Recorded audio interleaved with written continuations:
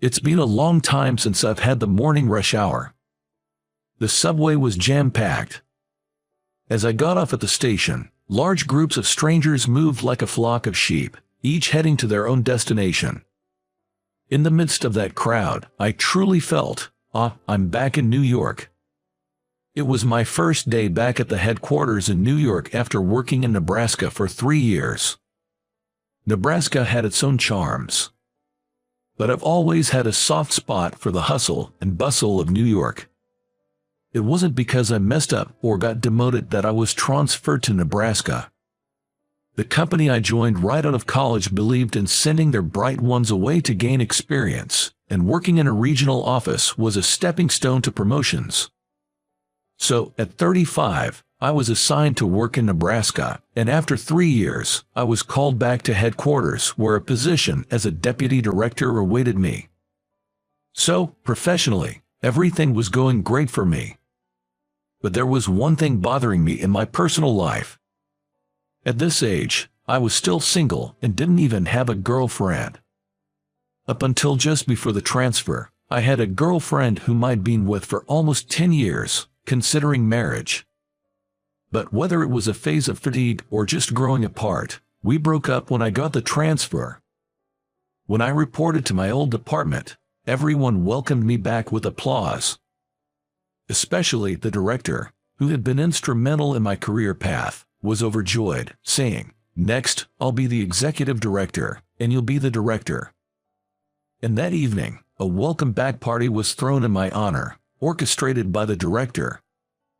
"Not to pry into your personal life, but do you have any marriage plans, Alex?" the director asked during the party.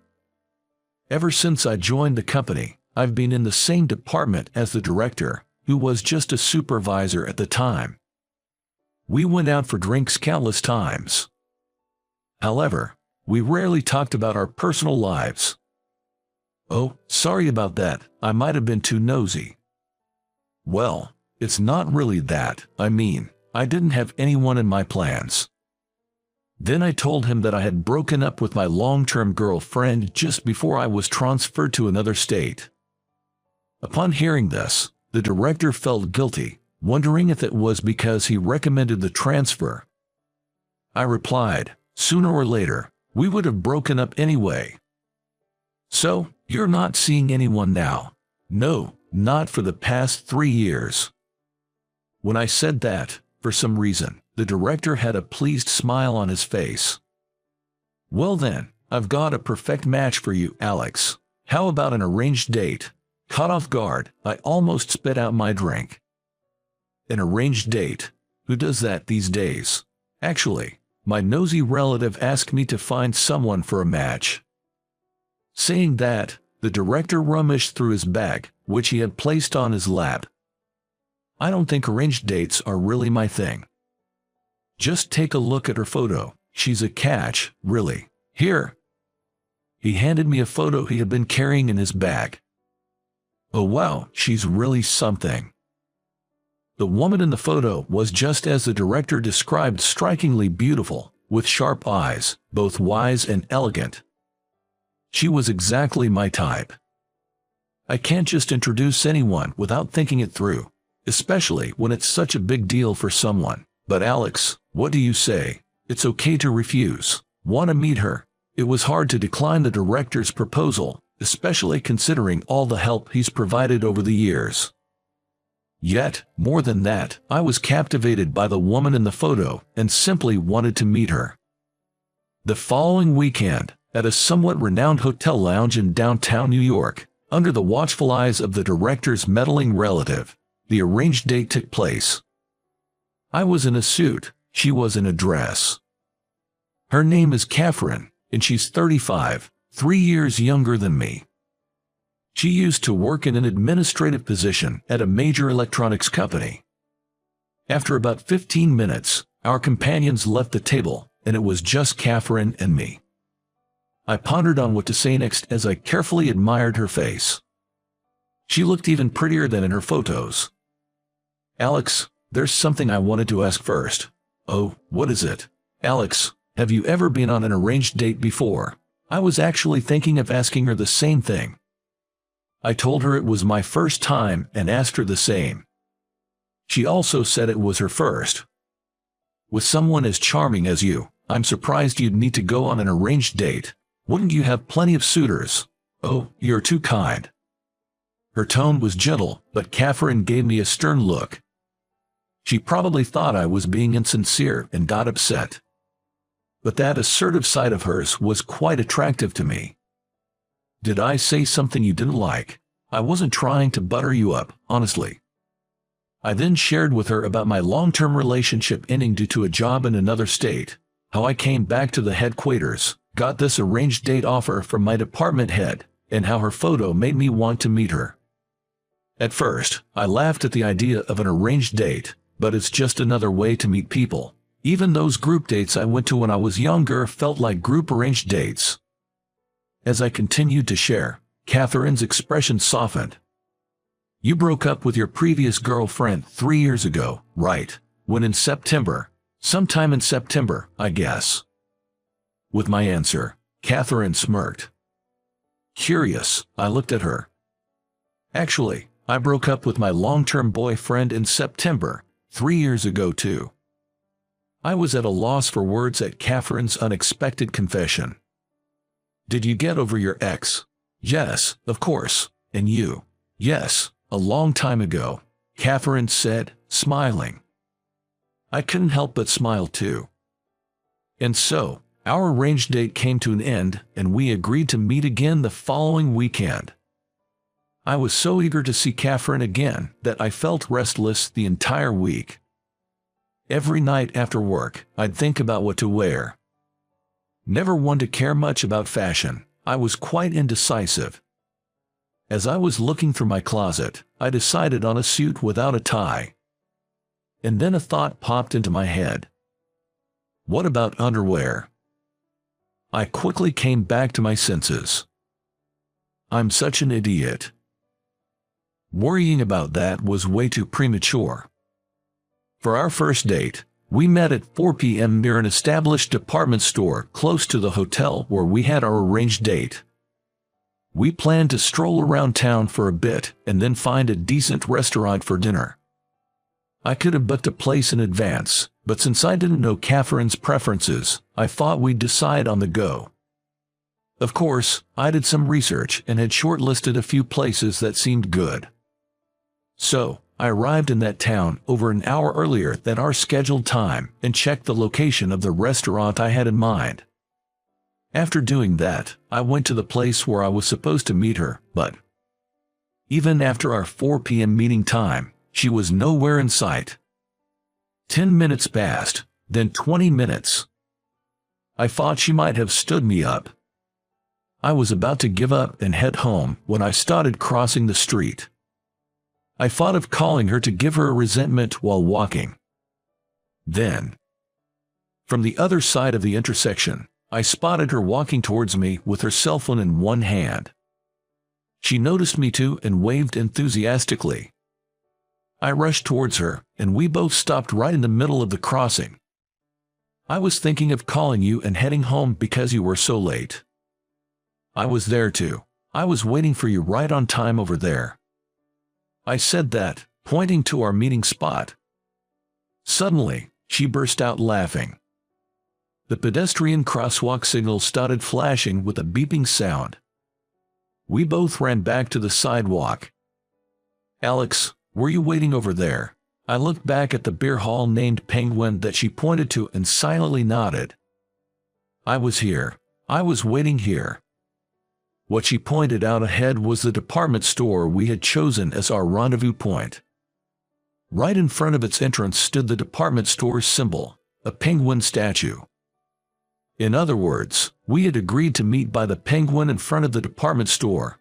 However, I mistook it for a beer hall named Penguin across the street from the department store, while Catherine thought of it as the penguin symbol at the entrance of the store. That's a funny mix-up. Glad we didn't miss each other. Yeah, seriously. Now that I think about it, I'm thirsty. How about we grab a drink at that beer hall to pay our respects to the penguin?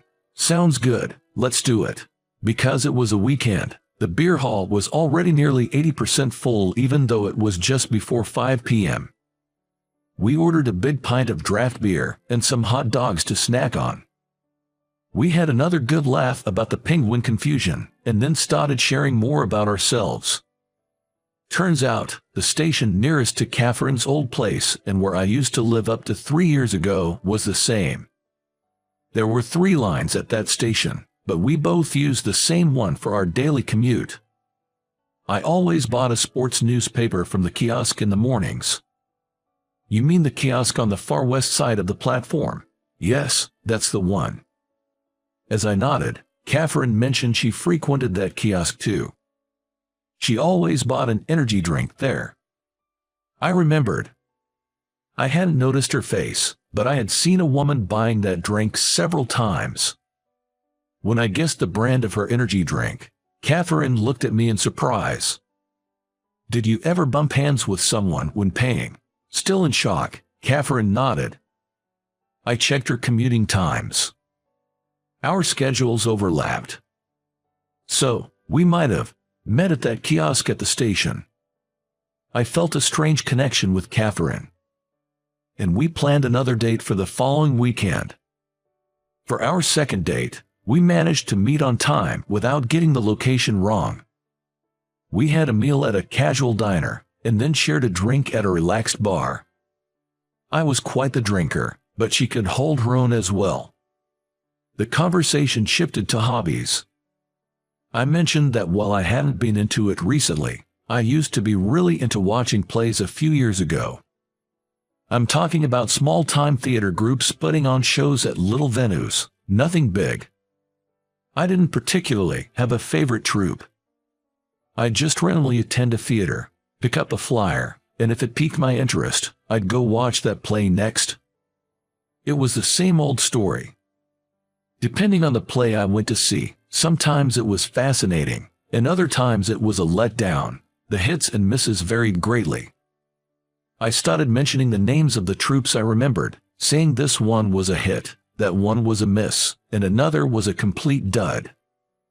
You've probably never heard of these troupes, have you? Ever since I began talking about the theater companies, Catherine seemed to speak less. I wondered if I bored her with topics she wasn't interested in, when I do know one of those troupes. Really, that one, the total dud. I thought that company was as obscure as it gets. You know about such a company? When I asked, after a brief pause, she made a sour face and said, "That theater group, it's the one my ex, who I broke up with 3 years ago, was involved in." I was taken aback and cleared my throat. In situations like this, should I take back what I said about being way off, or should I dig myself deeper? While I was at a loss for words, she spoke up first. "I think I was there at the theater when you came to watch. I was helping out at the ticket counter." "Well, I'm not so sure about that. I remember arriving just in the nick of time that day, barely making it for the show." Our second date ended on an awkward note. Yet, we made plans to meet again the following weekend. Our third date began with a walk in a park in New York, known for its beautiful cherry blossoms in the spring. I used to come here often for company picnics. I've been here a few times with friends. I decided not to ask who those friends were. It may get awkward again if they were from the theater group. Although it wasn't cherry blossom season, the park was adorned with various flowers. Admiring flowers wasn't really my thing. So, I quickly grew bored of the walk. Suddenly, carried by the wind, a savory aroma wafted towards us. It was coming from a food stand a little further ahead. "That smells delicious," she whispered. Hearing her, I turned to look at her. "I'm sorry, I've always been more of a pie than flowers person." Shrugging and smiling. Quickly, I added, "To be honest, I was getting a bit bored looking at the park's greenery too. How about we go get some hot dogs?" Nodding in agreement, we walked briskly towards the food stall, our hips swaying as if we were race walkers. We bought a hot dog each and a can of beer, then sat on a nearby bench. We idly watched families playing on the park's grass, couples and people walking their dogs. Taking a sip of the beer and a bite of the hot dog. Suddenly, I noticed a particularly large cherry tree right next to the bench we were sitting on. Oh, I think it was around here, that time. Was it the year before I transferred out of state, or the year before that? I had a company picnic around here. Glancing around, I noticed a public restroom to our back left. It was definitely here. A new guy was in charge of securing the spot for a cherry blossom party. He told us that it was right in front of the restroom. I remember yelling at him, wondering why he'd pick such a smelly spot. That's thoughtful of him. When you're drinking, it's convenient to be close to the restroom, right? She had a point. However, I doubted the newbie had thought that far ahead when choosing the spot. Speaking of which, I once came here for a picnic and witnessed a fight between two guys over the restroom line. I had a similar experience and asked if it was in this park. Yes, it was this park. It might have even been that restroom. When I asked about the situation at that time, a young man who looked like a heavily intoxicated college student tried to cut in line for the restroom. A middle-aged man in a suit, who was in line, confronted the young man. Then, a scuffle ensued. That's when another man, who seemed to be an acquaintance of the man in the suit, rushed over and managed to defuse the situation. Listening to her story, the memory of that time vividly came back to me. That man in the suit was my director, and the guy who stepped in later, that was me. Yours truly. You're kidding. You were there that day. Both of us were surprised and impressed by the unexpected connection from our past. A few days later, after work, my director invited me for a drink.